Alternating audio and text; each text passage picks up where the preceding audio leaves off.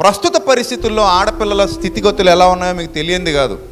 తిరువూరులో నిన్న తిరువూరులో ఒక అమ్మాయి కాలేజీ నుండి వస్తుంటే బైక్ మీద 4 దరిద్రులు తీసుకెళ్ళిపోయి అత్యాచారం చేసి చంపేశారు. ప్రస్తుతానికి ట్రెండింగ్లో ఉన్నటువంటి న్యూస్ మీ అందరికీ తెలుసు. పశ్చిమ బెంగాల్లో ఒక ట్రైనీ డాక్టర్ని అత్యంత కిరాతకంగా, కలకత్తాలో అత్యంత కిరాతకంగా, అత్యంత పాశవికంగా ఎవడో వాడు పోలీస్ ఇన్ఫార్మర్గా పనిచేస్తున్న ఒక పనికి మాలిన దరిద్రుడు. అసలు మరి పోలీసులు ఆ నీచుడిని అలాగా వాడిని ఇన్ఫార్మర్గా పెట్టుకున్నారో, వాడు స్టిక్కర్ కూడా వేసుకున్నాడు బైక్ మీద, police sticker, west Bengal police sticker వాడు అతికించుకొని నేనే పోలీసుని అన్నట్టుగా తిరుగుతూ డైరెక్ట్గా హాస్పిటల్లోకి వెళ్ళిపోవడం రావడం.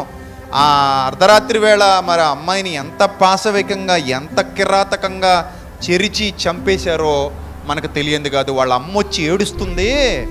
ఆ వీడియో చూస్తే గుండె పగిలిపోతే కన్నీరు మున్నీరు అయిపోతుంది పాప. మా తల్లి 3 గంటలు బయట నిలబెట్టారండి. ఆ హాస్పిటల్ హెడ్ ఎవడైతే ఉన్నాడో వాడికి అసలు మంచి క్యారెక్టరే లేదు, మంచి సర్టిఫికెటే లేదు. అలాంటి చోట ఈ అమ్మాయిని జాయిన్ చేశారు. వాడు ముందు ఆత్మహత్య చేసుకుందని చెప్పి చిత్రీకరించే ప్రయత్నం చేశాడు.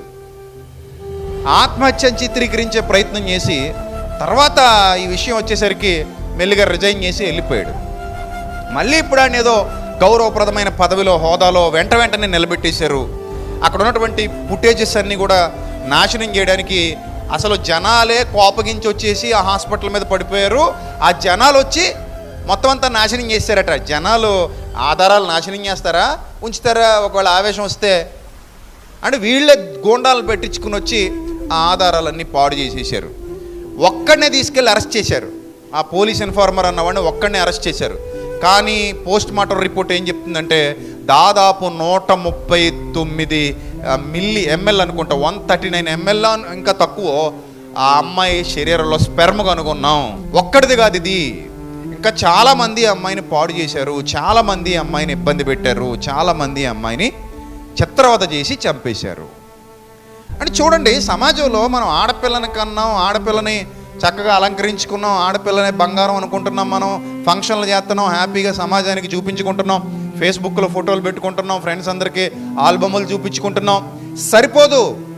నేనేం చెప్తున్నానంటే ప్రస్తుత దుర్భర పరిస్థితుల్లో ఆడపిల్ల కనబడగానే ఏదో ఆడపిల్ల అంటే కోడిపిల్ల లెక్క మారిపోయింది. కోడిపిల్లలాగైతే పేక కోసుకుని వండుకుని తినేస్తున్నారో ఆడపిల్లలను కూడా అలాగే నాశనం చేసి చిదిమేస్తున్నారు, కోడిగుడ్లు చిదిమినట్టు చిదిమేస్తున్నారు.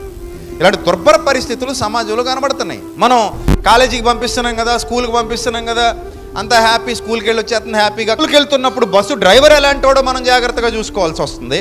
స్కూల్కి వెళ్తున్నప్పుడు ఆ బస్సులో ఉన్న క్లీనర్ ఎలాంటి వాడో జాగ్రత్తగా చూసుకోవాల్సి వస్తుంది. స్కూల్కి వెళ్ళినప్పుడు ఆ టీచర్లు ఎలా తగలడ్డారో, అందరూ మంచి టీచర్లు లేరు, అందులో కొంతమంది పైశాచికత్వంతో ఉన్న టీచర్లు ఉంటున్నారు. వాళ్ళు పిల్లల్ని ఎక్కడెక్కడో టచ్ చేస్తూ, గుడ్ టచ్ ఏదో బ్యాడ్ టచ్ ఏదో పిల్లలకి చెప్పకపోతే ఎక్కడెక్కడో టచ్ చేస్తూ చదువు చెప్పాల్సినటువంటి వాళ్ళ పట్ల అసభ్యంగా ప్రవర్తిస్తున్నటువంటి టీచర్ల చరిత్రలు అక్కడక్కడ మనకు వెలుగులోకి వస్తున్నాయి. నేను అందరి గురించి చెప్పట్లేదు, కొందరు చీడ పురుగులు ఉన్నారని చెప్తున్నాను. అసలు ఎలాంటి వాళ్ళు, ఆ స్కూల్ పరిస్థితులు ఎలా ఉన్నాయి ఎప్పటికప్పుడు తల్లిదండ్రులు చెక్ చేసుకుంటూ ఉండాలి. అలాగే అమ్మాయిని ఒకవేళ ఆర్టీసీ బస్సులో కానీ పంపిస్తుంటే అసలు ఆర్టీసీ బస్సులో అమ్మాయి ఎలా వెళుతుంది చూసుకోవాల్సిన బాధ్యత ఉంది. సో ఇలాంటి ఎన్నో ఉన్నాయి. చాలామంది ఏం చెప్తారంటే వస్త్రధారణ బాగుండట్లేదండి, చక్కగా బట్టలు వేసుకుంటే ఎవరేమంటారండి ఆడపిల్లల్ని అంటున్నారు. మిమ్మల్ని అడుగుతున్నాను, సూటిగా సమాధానం చెప్పండి. చక్కగా బట్టలు వేసుకున్న ఆడపిల్లలు వెంటబడేవాళ్ళు లేరా సమాజంలో? ఎందుకు ఇలాంటి పనికిమాల మాటలు మాట్లాడతారు?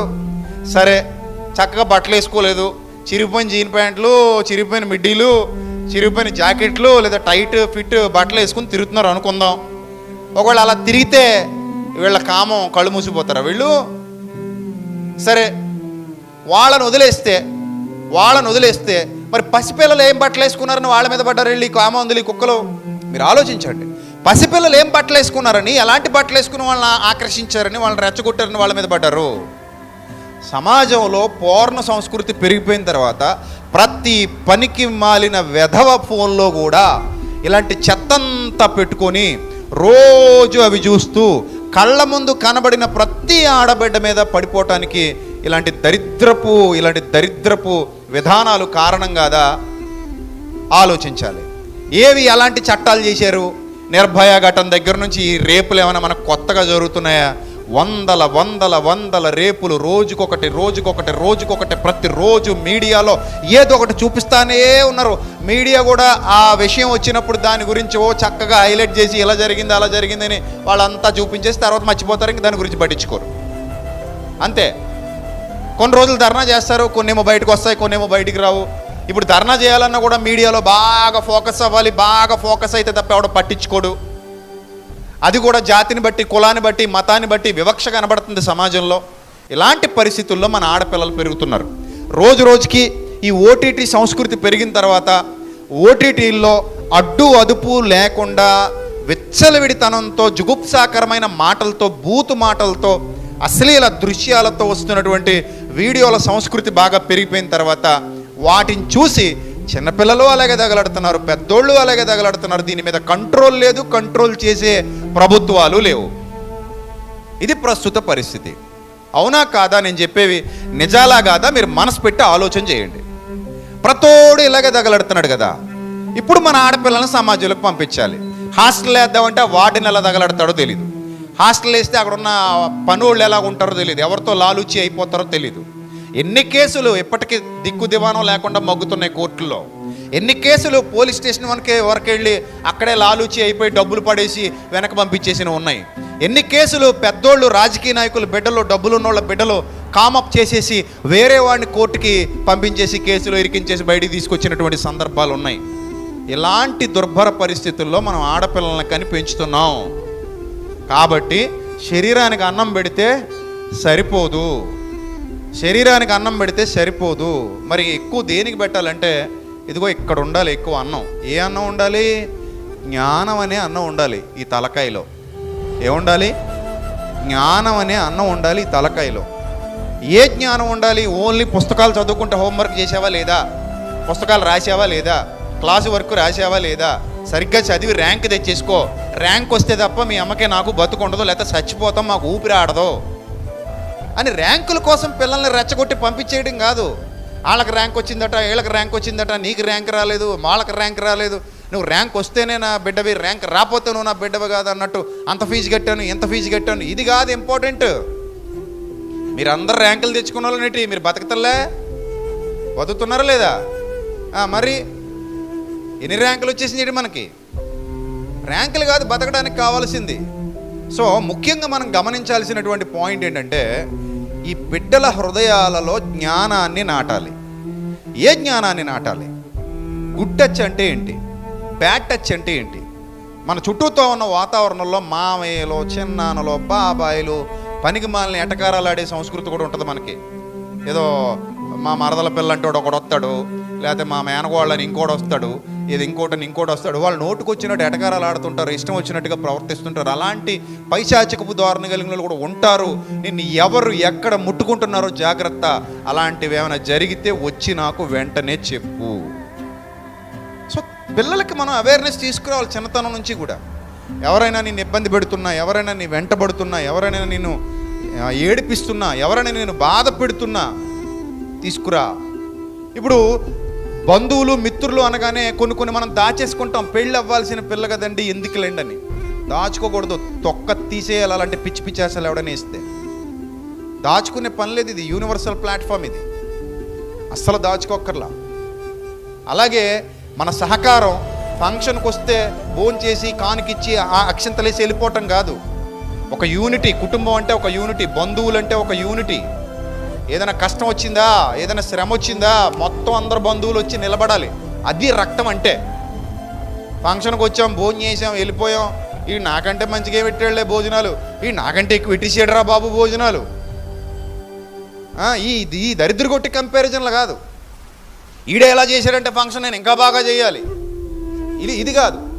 సో మనకు అవి కాకుండా అసలు మనం బంధువులు, మనంతా ఒక రక్తం, మనమంతా కుటుంబం.